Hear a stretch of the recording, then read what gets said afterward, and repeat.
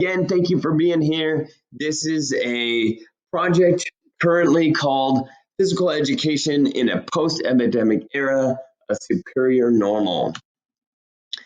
So as we all know, as the world knows, we face some realities that are anything less than ideal.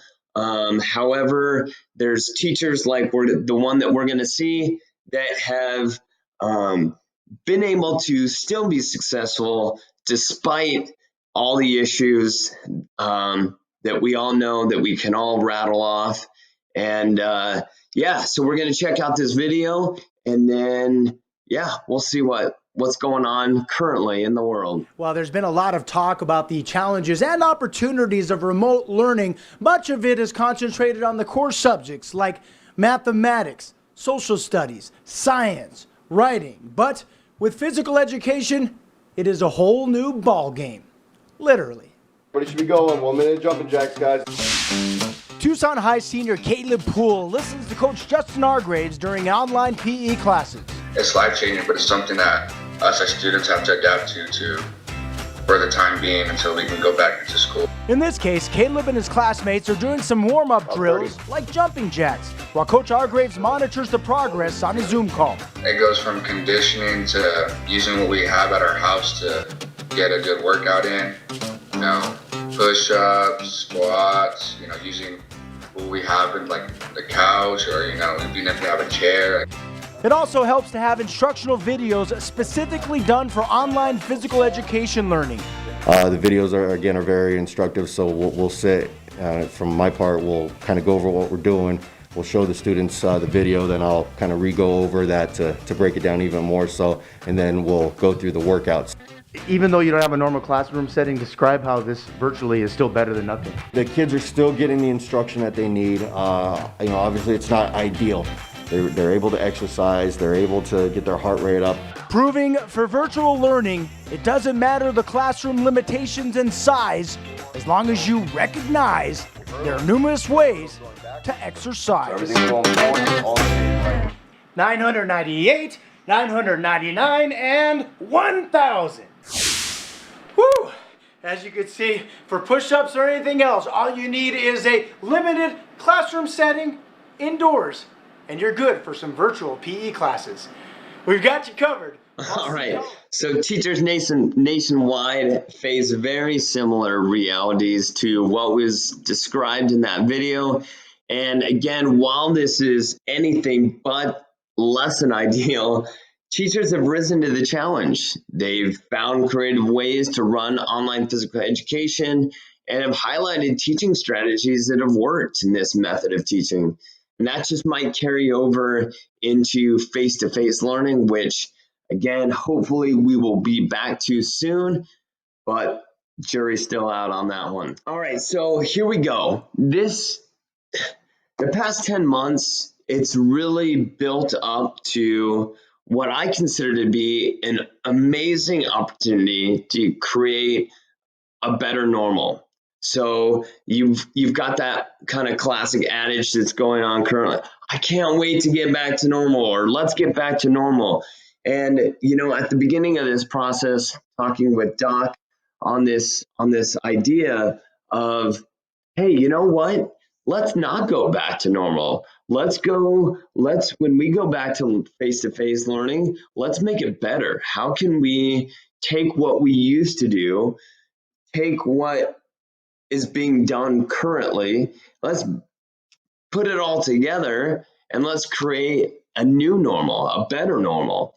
All right, so based on the literature that was found during this research process of face-to-face remote learning and technology, there is a great opportunity to build a new hybrid curriculum. And so while we still have things that we could improve on in this online Zoom world, there has been opportunities for teachers to show best teaching practices from it, and how can we take what's been done and apply that to best teaching strategies and practices within the gym. add in a little bit of technology to the mix, and you've got something. So we're talking about stepping up our game here. All right. We're going back into the 80s. We're doing step aerobics. It's time to step up our game. Put on your sweatband, put on your sweatbands on your wrists, on your head. Let's do this.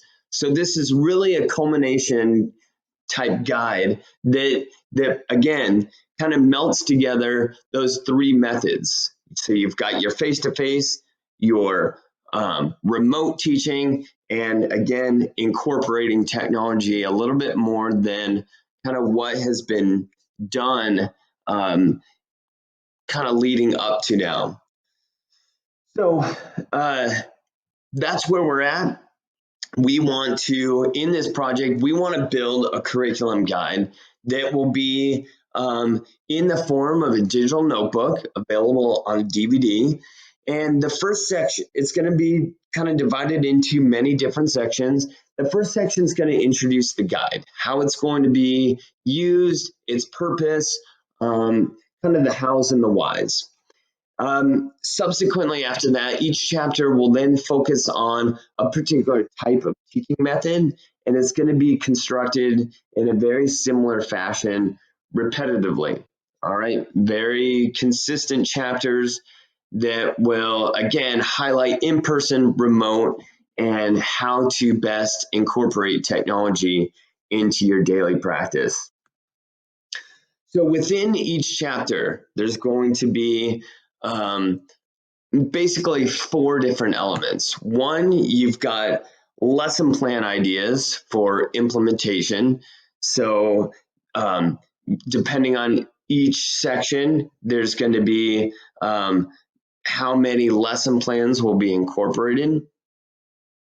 There's also going to be videos of teachers and students in action, or there might even be more personalized and detailed explanations of a teaching method or idea. So maybe, for example, some of these lesson ideas or these teaching strategies might need a little bit more than just a narrative. And so the idea is maybe somebody like me could come on and give a little bit more of a personalized explanation of that idea or that lesson.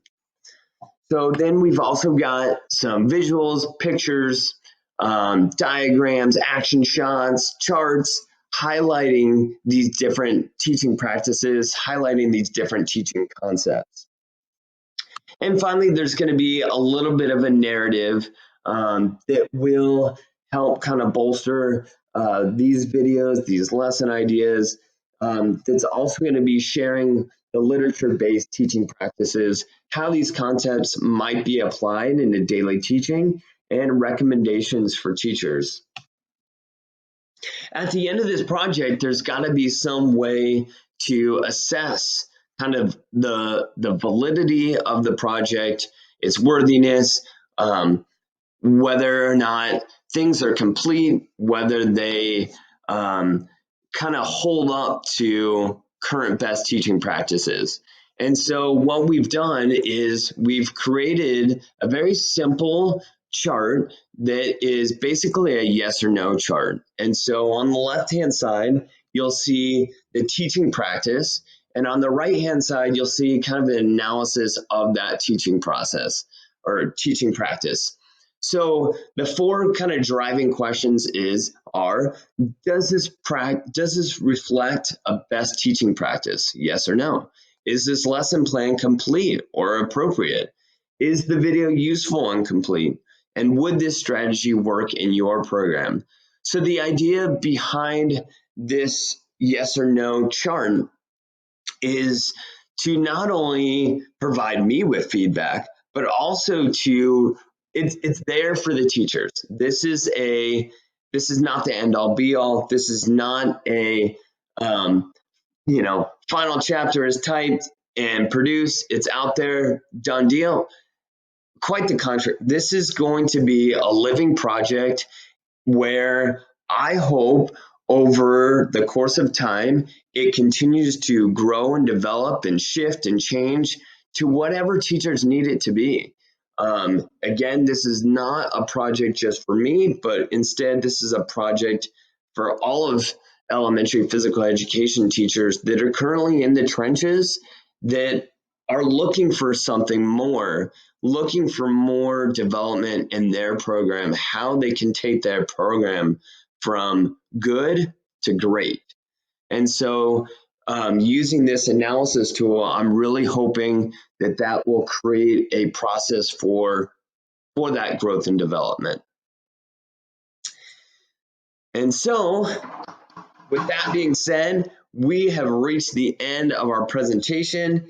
And again, I want to thank you all for coming today, for being a part of this program, serving on my chair. And I really appreciate all your time, and I'm welcome to your feedback.